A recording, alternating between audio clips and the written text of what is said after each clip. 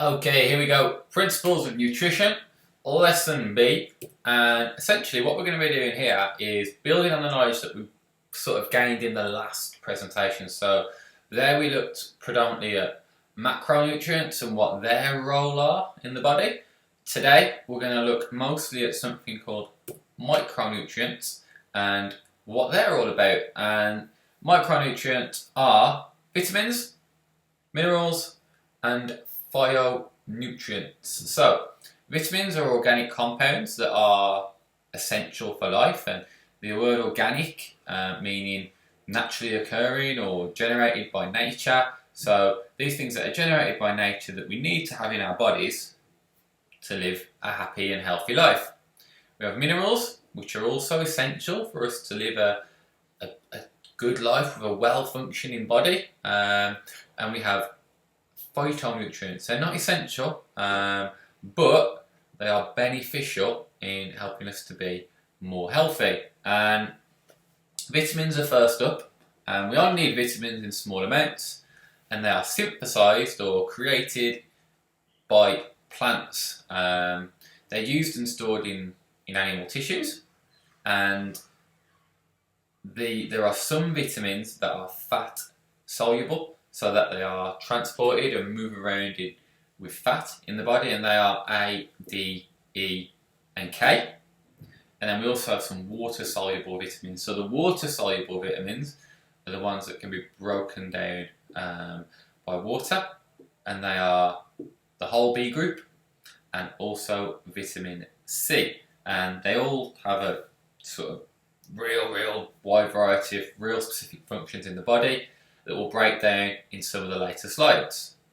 As well as vitamins, we have minerals, and again, they're only needed in small amounts. They're absorbed into plants or into the earth or into rocks, and we then take them into our body through the foods that we eat. And they tend to come from, minerals tend to come from metals or dissolved gases. And again, they're used and stored in our tissues, and they have very specific functions. So, here's some of the fat-soluble vitamins, alright? So, we have vitamin A, which helps us to stimulate gastric juices, plays a vital role in bone building, helps look after our retinal health, which is our vision, and it protects against pollution and degenerative damage. You're not going to be able to remember all of these, okay? But having an awareness of them will most definitely help you in the exam, but it'll also make you a better personal trainer too. So vitamin A comes from butter, natural, real butter from grass-fed cows, comes from whole eggs, liver, seafood, and cod liver oil. That's where we can get our vitamin A from. Vitamin D. Vitamin D is needed for calcium and phosphorus production. So very important to the energy system, because we're looking there at calcium and phosphorus as well. Helps us form strong bones and teeth, and it also can protect against cancer and multiple sclerosis. And again, we're looking at some very similar sources. We're looking at butter from grass-fed cows, we're looking at whole eggs, liver, seafood, and cod liver oil. Okay, you can also get vitamin D from sunlight as well. But if you're looking at it from a food point of view, that's where we want to be going for our vitamin D. Vitamin E looks after our blood circulation, helps repair tissues in the body and the maintenance of our cells, and make sure that things like our skin and nails and hair are all being produced in the correct way. Slows down the aging process, and it acts as an antioxidant. And it also, together with certain trace minerals, can protect against cancer and coronary heart disease. And we can get vitamin E from unrefined vegetable oils, so vegetables that have not been tampered with, pure, whole, natural vegetable oils. We also get it from butter, organ meats, so essentially that means stuff like offal, so liver, kidneys, depends on your diet and what you like eating, but those sort of offally type meats are where the vitamin E is at. Whole grains, raw nuts and seeds, dark leafy vegetables. So that's stuff like cabbage. We could be looking kale. We could be looking potentially spinach. Those sort of real dark green leafy type vegetables. Vitamin K is important in blood clotting. It helps to build our bones as well. And again, some very, very similar sources. Liver, whole eggs, butter, whole grains, and again, the dark green leafy veg. Vitamin B complex, so there's vitamin B1, B2, B3, etc, etc, etc. But what the whole vitamin B complex is all about is helping to promote healthy nerves, healthy skin, eyes, liver, giving us good muscle tone. Can also stop us from getting too tired and make sure our metabolism's working. Helps produce cholesterol, and it maintains fertility and normal growth. Also looks after the formation of red blood cells and the maintenance of iron. And this comes from unrefined grains, fresh fruit, fresh veg, raw nuts, seafood, and organ meats and legumes as well. So that's like pulses and that sort of stuff. And we have vitamin C, which I think is probably the most popular vitamin. Everyone knows about vitamin C. Looks after our immune system, getting rid of coughs and colds and that sort of stuff. But it also looks after stuff like capillary walls, lactation, make sure the adrenal glands working, helps healing of wounds. We get it from fresh fruit, fresh vegetables, and also some organ meats too. Okay, we also want to look now at the minerals. And we've got calcium, chloride, magnesium, and phosphorus. Calcium is all about bone growth, muscular contraction, and keeping our body in balance for acid and alkali. I think everyone knows about calcium giving us strong bones. I think everyone knows that we can get calcium from dairy products, milk, yogurt, that sort of stuff. Also comes from fish with soft bones, but only if you eat the bones. So that's something like sardines, for example. People often eat the bones with sardines. You won't even realise that the bones are in there, they're that soft. But you've got to eat the bones if you want the calcium. And also some green leafy vegetables. We have chloride.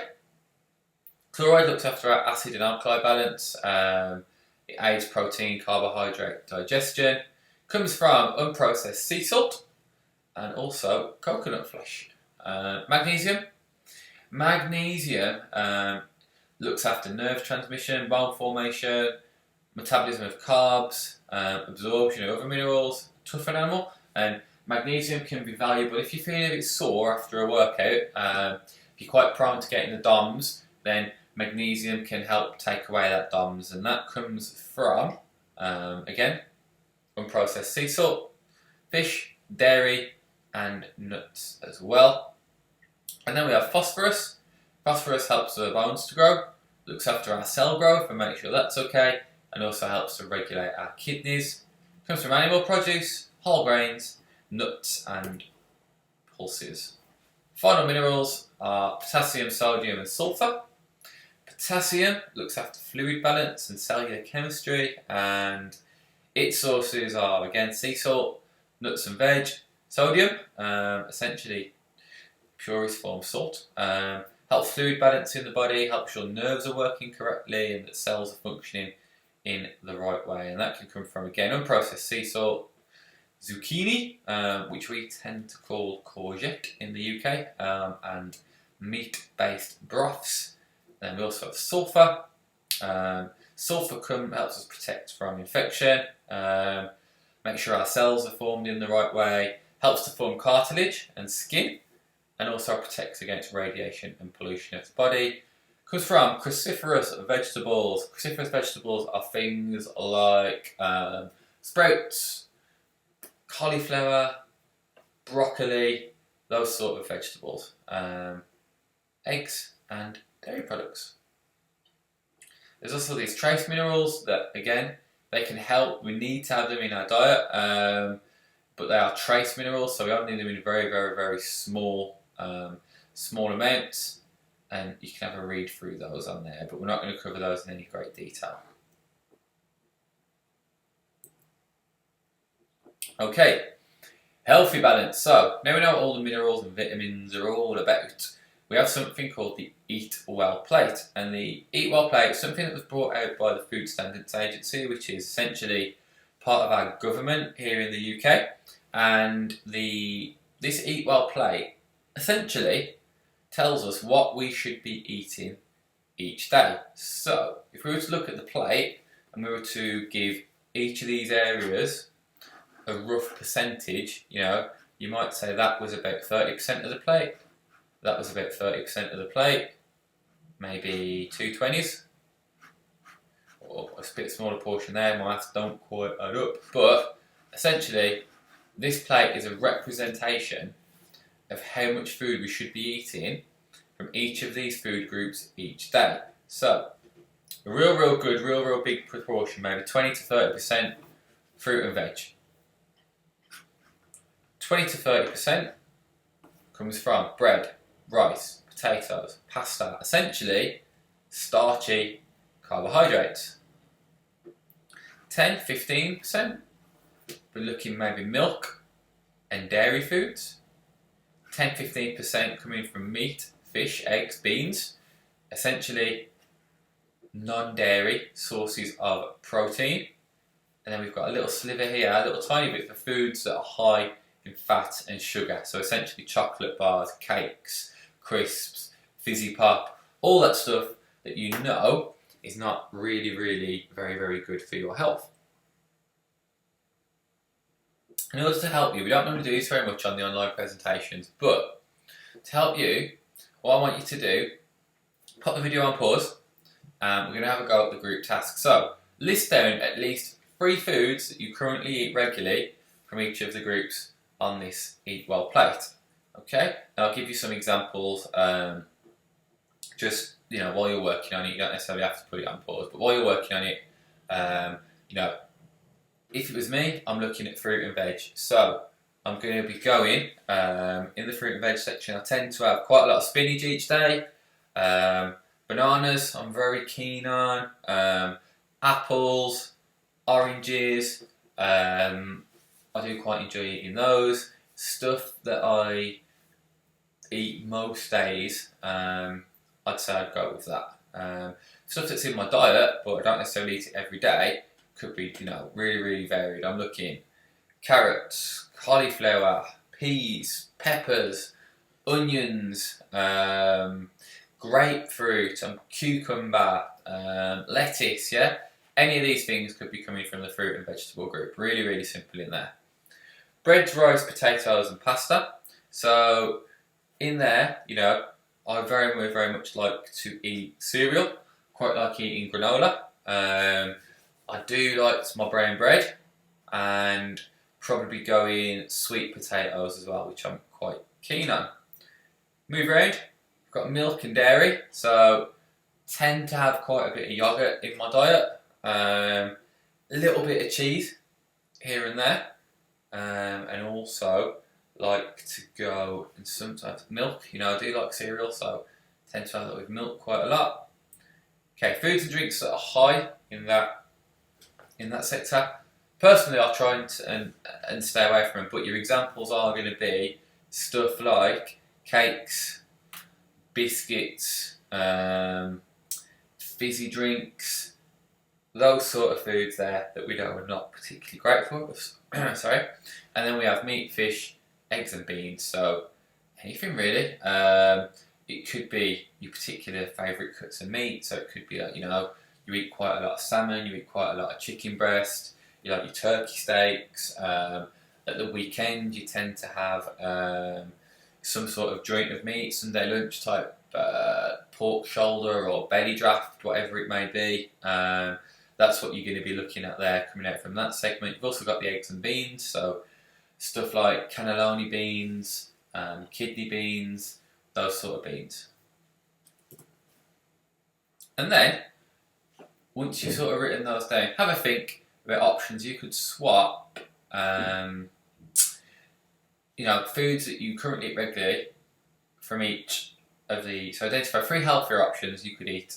So fruit and veg you're going to struggle with to replace with healthier options. So what you do need to bear in mind though is fruit contains a lot more sugar than vegetables. So if you find yourself having a lot of bananas, oranges, that is by no means the end of the world. But if you wanted to cut down your sugar content, you could look at replacing some of those with stuff that's got less sugar in it. And it's a rule of thumb really, but really what you'll find, if something is a brighter colour, it tends to have more sugar in it. If we're thinking peppers taste really quite sweet, oranges are sweet, bananas are sweet, they're the things that tend to have the brighter colours. Apricots, peaches, they're all bright colours.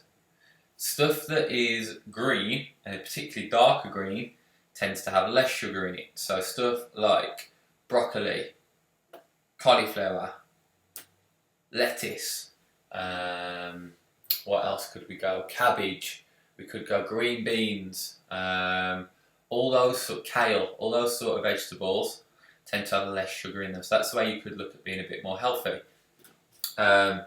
When we go across to the yellow section and we look at the bread, the rices, the potatoes, again, we need to be looking and trying to get the whole grain options in there. And the whole grain options are going to be the ones that are going to be more healthy for us. So instead of having white rice and white breads and white pastas, you might want to move and you might start with having whole grain bread and whole grain pasta.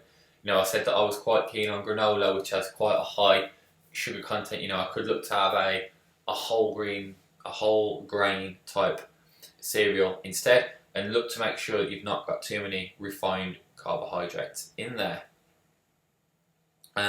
You've got your milk and dairy foods, and again, you need to be careful in how much fat you've got in each of those. So you could look at stuff like semi-skim milk, skim milk, but cheese is good. There's some good some good fats in there and stuff we do need to be getting into the body. Just don't go overboard, because we've got those that nearly twice as much energy density in those foods as we covered earlier. So we can look there at just moderating that intake, making sure we're not going too overboard with the fats. I'm going to come back to the purple section. Meats, fishes and eggs. We covered it slightly earlier. Look at taking away some of those more fatty cuts of meat. Look at going with the leaner things. So look at going with your things like your chicken breast, your turkey breast. Look at make sure you're trying to get at least 2 portions of fish in there each week, especially your fatty fish, your stuff like your mackerels, your salmons, those sort of fish. But cod is very, very high protein. There's not too much fat in there. Salmons are good. Again, we've got eggs in there. Some people look at taking the egg yolk out. I don't really think there's any point doing that unless you're working with a real high level athlete. For the normal day-to-day person, and even your keen recreational athlete, no point at all taking the egg yolk out. Go with the whole egg.